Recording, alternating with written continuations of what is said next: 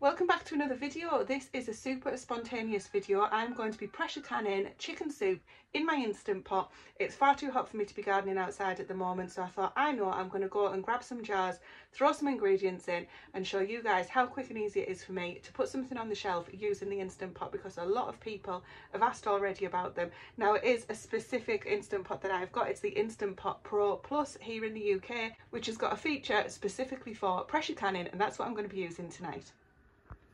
Okay, so I've just grabbed 4 clean jars off the shelf. I'm going to give them a rinse in hot soapy water just to make sure they're nice and clean, but they won't be sterilised. And 4 brand new lids. I'm not going to get into whether you should reuse lids or not on this video, because I seriously just want to show you how quick and easy it is, and just to give a few people a little bit of encouragement to start using their Instant Pot Pro Plus using the canning function.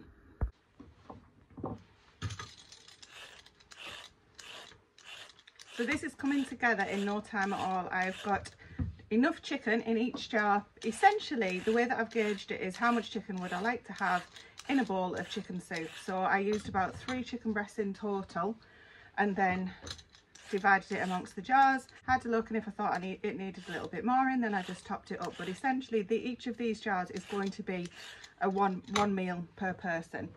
So I've got a few shop bought carrots left. Our carrots are coming in from the garden now, but I want to get these used up so that I can move on to those carrots from the garden. So I'm just going to get all of these chopped up. There might be too many here, but that doesn't matter too much. They're a little bit old, so I'm making sure that I give them a good peel. And then I'm going to distribute these amongst the jars as well. So none of these ingredients that are going in here are cooked. It's called raw packing, and the jars are cold as well. And essentially it is just the ingredients that I would be using to go into a chicken soup if I was making it fresh, excluding the noodles, because they don't pressure can, or at least I don't pressure can them. So that looks like the right amount of carrots, and I've got a load of onions in the freezer that came in from the garden that weren't very good, so I had to get them in the freezer straight away. So I'm going to add in about a 1/4 cup of onions into each jar.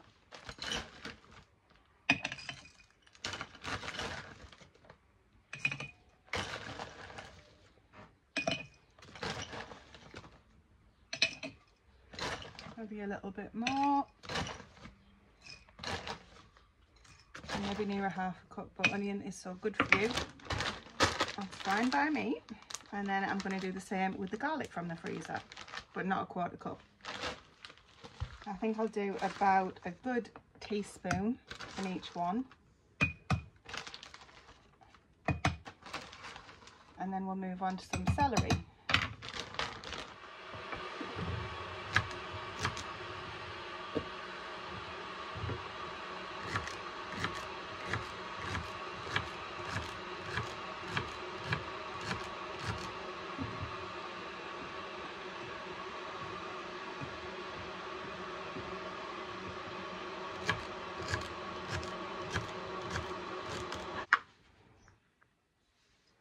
Now, I'm not overly keen on celery, so I haven't put too much in. I did have some left that I needed to use from the shop.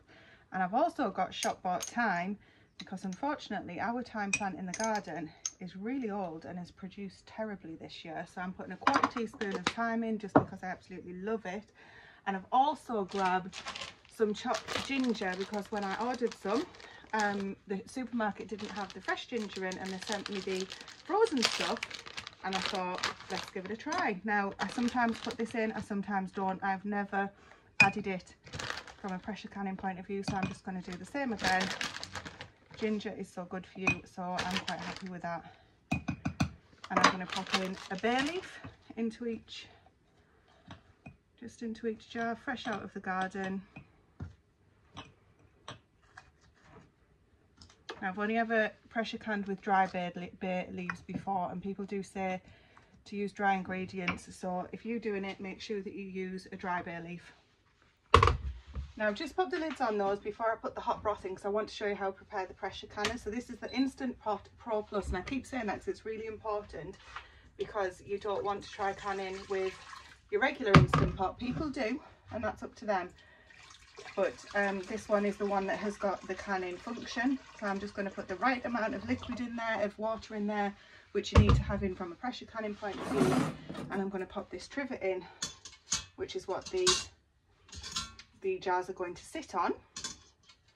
And the reason that we're doing hot water is because we're putting hot stock into those jars, and if you put the hot stock into the jars, you need to put hot jars into hot water, otherwise you're going to have thermal shock. But again, this isn't a tutorial, it's just me showing you how quickly I can pull together something to go into the pressure canner to put on the shelves really quickly. Now the kettle's on, so I'm going to raise my voice because I need some boiling water to make the broth. I do have chicken stock on the shelves already pre-canned, but I don't want to use that and then can it again. So I'm actually using shop-bought chicken stock. I'm not against doing that whatsoever. Now the key for this soup, for this broth, is to make the stock really, really tasty, so quite strong. So make sure you've got your seasonings and things. I'm going to add one more seasoning into here, which is ground black pepper, and then we're going to add the hot stock and we're going to get them over into the pressure canner.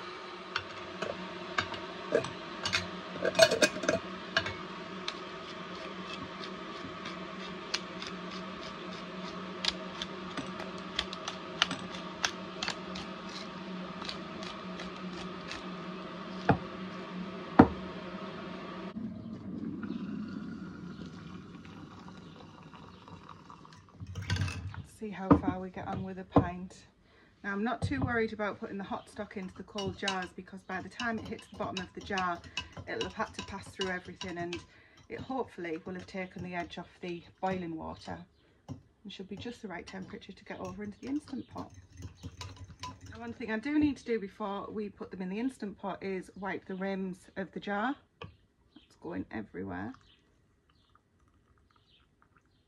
To make sure that there's no fat or anything on there that would then prevent the jar sealing. So we're going to leave about 1 inch of headspace. So headspace when canning is really important. Right, let me just get some more made up.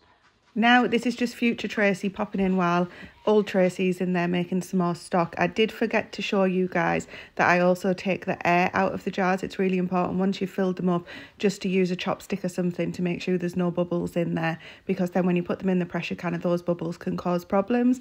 I do that, but I forget to mention it on the camera, and I know this isn't a tutorial, but I wanted to make sure I said it or else I'd never forgive myself. Anyway, back to whatever I'm saying now. Another point I should probably mention is that you don't want to overfill your jar with solids, so approximately 3/4 full should be absolutely fine.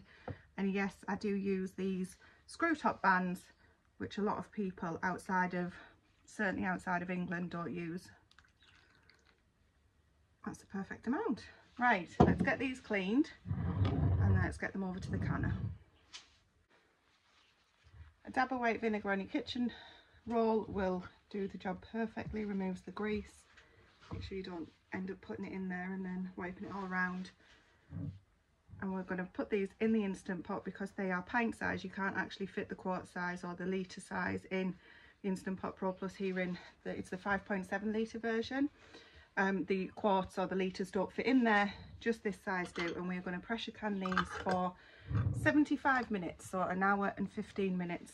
And the difference is with these lids, you want to tighten them as tight as you can, because if you don't, I guarantee you they'll come loose. At least that's my experience. So there you go, that's it, 4 meals in jars ready to go in the Instant Pot.